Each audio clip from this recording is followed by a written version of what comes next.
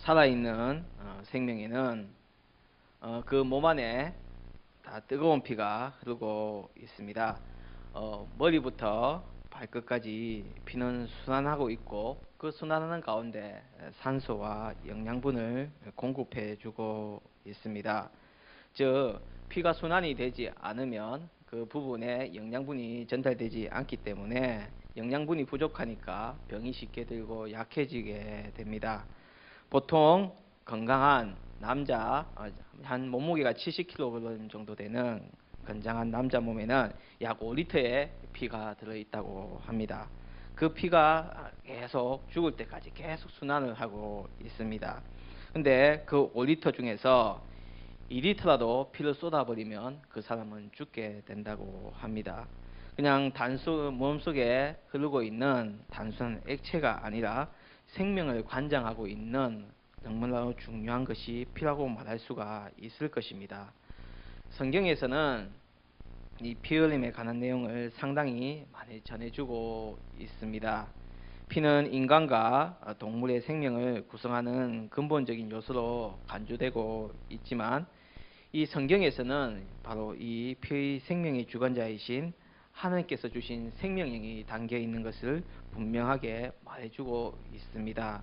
따라서 피는 함부로 다루어서는 안 되는 것이었습니다.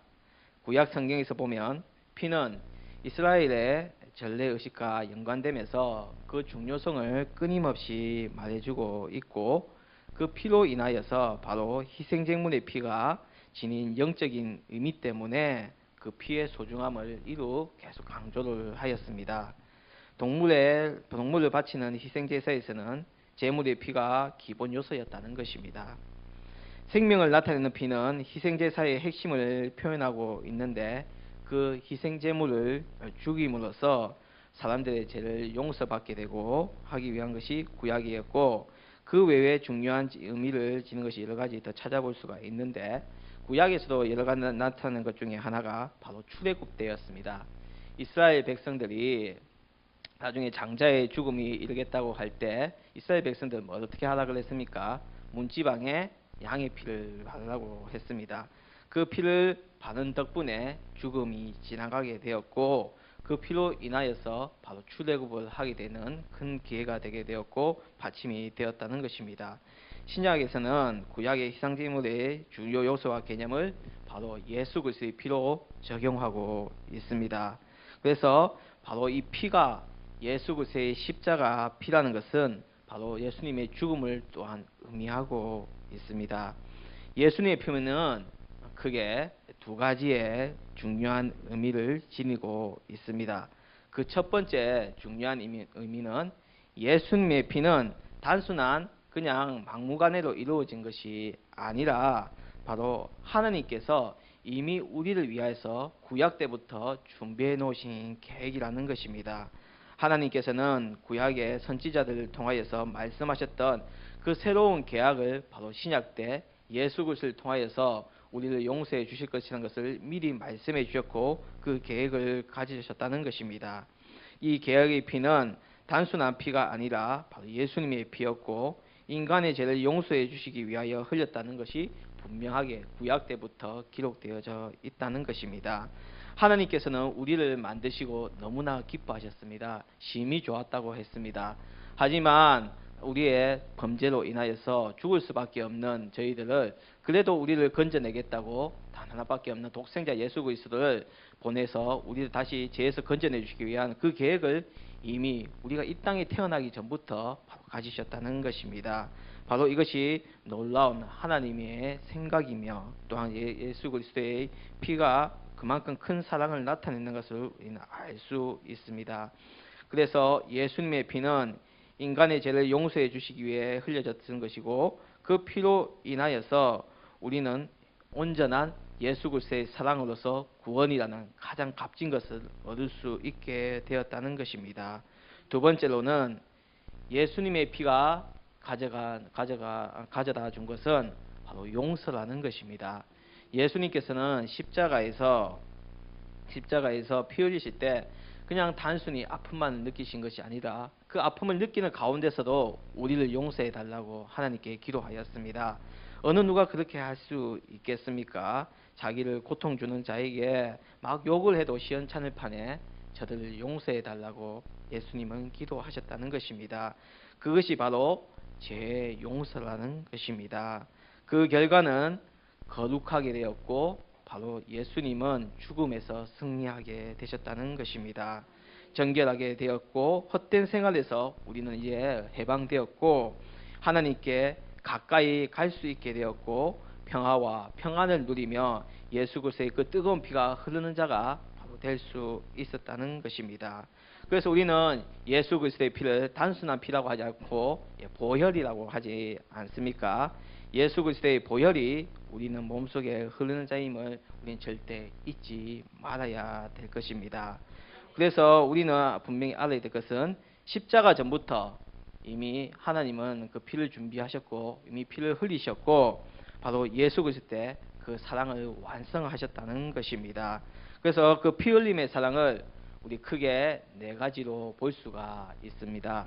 첫 번째 피 흘리면 바로 겟세마네에서 예수님께서 기도하셨을 때 바로 흘리신 피라는 것입니다.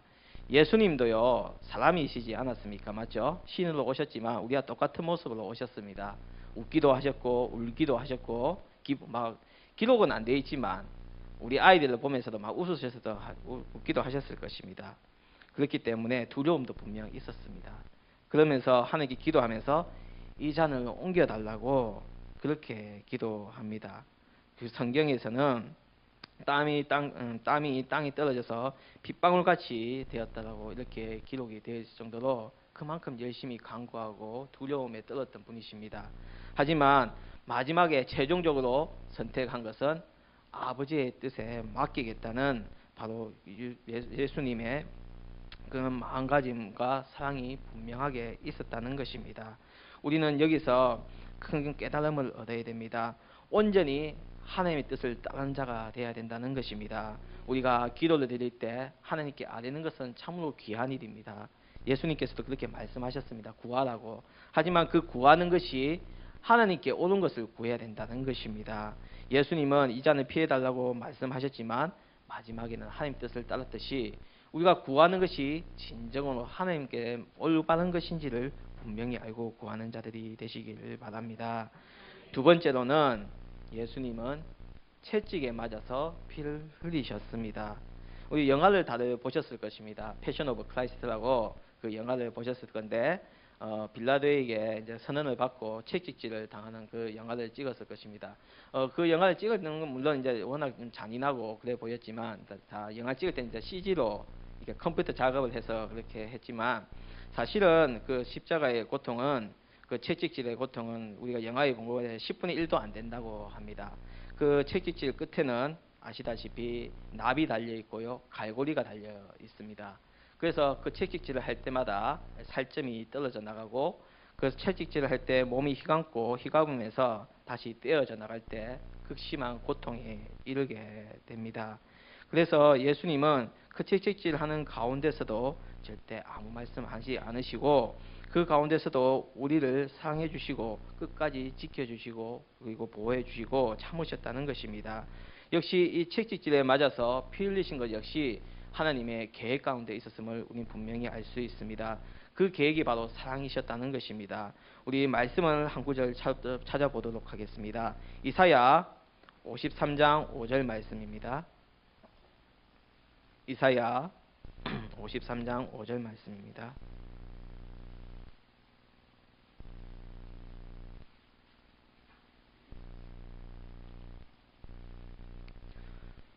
다 같이 읽겠습니다. 시작. 그가 찔림은 우리의 허물 때문이요 그가 상함은 우리의 죄악 때문이라. 그가 징계를 받음으로 우리는 평화를 누리고 그가 채찍에 맞음으로 우리는 나음을 받았도다. 아멘. 이미 하나님께서 계획하신 것을 우리 예수님은 온전히 응하셨고 그 가운데서 우리는 구원을 얻게 된 것입니다. 세 번째로는 가시면류관에 쓰셔서 예수님은 피를 흘리셨습니다. 가시 면류관이라면 어떻게 말이 좀 어폐가 있습니다. 이 면류관이라는 것은요, 원래는 굉장히 존귀하고 좋은 것입니다. 예. 그런데 가시 면류관이라는 것은 말 그대로 가시로 만든 면류관을 말하는데, 비꼬는 말이 있고, 비꼬는 말이 있고, 형편없고, 말 그대로 죄인에게만 쓰여진 그런, 어떻게 보면 그 사람들이 만든 장난거리에 불과한 그런 것이었습니다. 하지만 예수님은 그 가시 면류관을 씻어서 저주에서 축복으로 바로 바꾸어 주셨고, 인간의 저주를 바로 인간의 구원으로 바꾸어 주셨다는 것입니다. 가시는요, 우리의 악함을 뜻합니다. 그 악함이 가시가 되어서 예수님을 찔렀습니다. 우리는 너무나 많은 가시가 있습니다. 그 가시 때문에 서로에게 다가갈 수 없습니다. 하지만 우리 예수님은 그 가시를 다 뽑아 주셔서 대신 자신이 머리에 쓰시고 우리를 화목하게 하시고 우리와 가까이 할 수 있도록 만들어 주셨다는 것입니다. 예수 그리스도의 그 가시 면류관 흘리신 피를 우리가 기억할 때마다 단순히 그냥 찔림의 아픔이 아니라 나로 인하여서 생긴 그 가시를 우리는 분명하게 생각해야 될 것입니다. 그 가시가 우리 몸에서 하나씩 하나씩 돋아날 때마다 우리도 아팠겠지만 예수님은 얼마나 아프셨겠습니까? 우리는 그 가시를 이제 절대 만들지도 말아야 되겠고, 그 가시를 이제는 예수님께도 드리지 않는 자가 바로 되어야 될 것입니다. 네 번째로는 마지막으로 십자가에서 흘린 피입니다. 우리의 모든 죄를 씻겨주셨고, 손발, 마음으로 지은 죄, 우리 모든 것을 다 용서해 주신 분이 바로 우리 예수님이시고, 그 십자가에서 흘리신 피라는 것입니다. 근데 그 피를 흘리고 있을 때 단순한 피가 아니라 말씀에서는 피와 물이 같이 쏟아졌다고 했습니다. 십자가형은요, 이 전시 효과를 최대한 누린 사형 방법이었습니다. 우리 청년들에게나 우리 아이들에게도 말해준 적이 있는데, 판정을 내릴 때요, 재판관이 판결을 내릴 때 십자가형과 채찍질형을 같이 내리지 않습니다. 워낙 두 개 다 엄벌이기 때문에. 그러니까 십자가형이 너 십자가형이다 그러면 바로 십자가를 들고 갑니다. 그냥. 그리고 너는 채찍질형이다 그러면 채찍질형만 하고 그칩니다. 근데 우리 예수님은 채찍질형도 당하시고 십자가도 지고 가셨다는 것입니다. 그 가운데서 이제 십자가를 지고 가면 이제 못에 못 박고 이렇게 세우지 않습니까?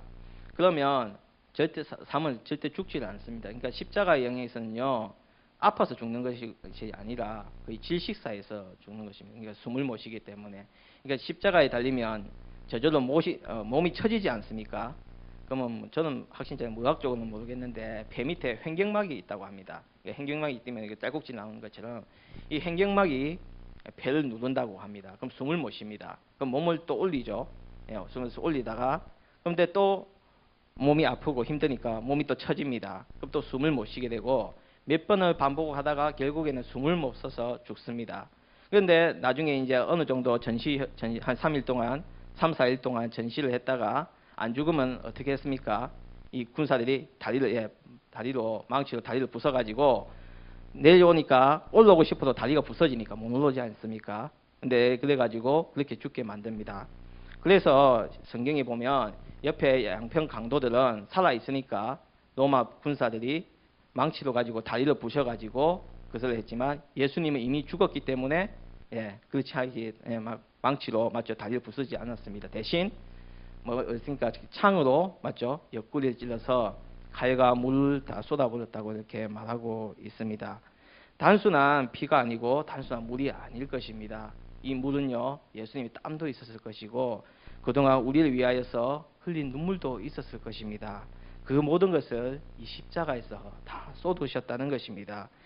여러분들은 누구를 위하여서 울어본 적이 있습니까? 누구를 위하여서 뜨겁게 기도하신 적이 있습니까? 누구를 위하여 뜨겁게 사랑하신 적이 있습니까? 바로 우리 예수님은 그 모든 것들을 다 하셨다는 것입니다. 그래서 우리 몸에는요 피가 흐르고 있습니다. 그냥 단순한 A형, O형 이런 피가 아니라 바로 예수 그리스도의 용서의 피가 흐르고 있고 예수 그리스도의 사랑의 피가 흐르고 있고 예수 그리스도의 구원의 피가 흐르고 있는 것입니다. 나는 이제 온전히 부활의 소망을 가지고 예수 그리스도의 피가 흐르는 자로서 그 믿음을 가지고 그 감사를 가지고 살아야 될 것입니다. 우리 피가요, 이 뜨겁잖아요, 맞죠? 뜨겁다 보면 좀 따뜻하지 않습니까? 그런데 그냥 돌아가신 분들 보면 몸이 차갑습니다. 그게 몸이 차가지면서 몸이 막 경직되고 딱딱해집니다.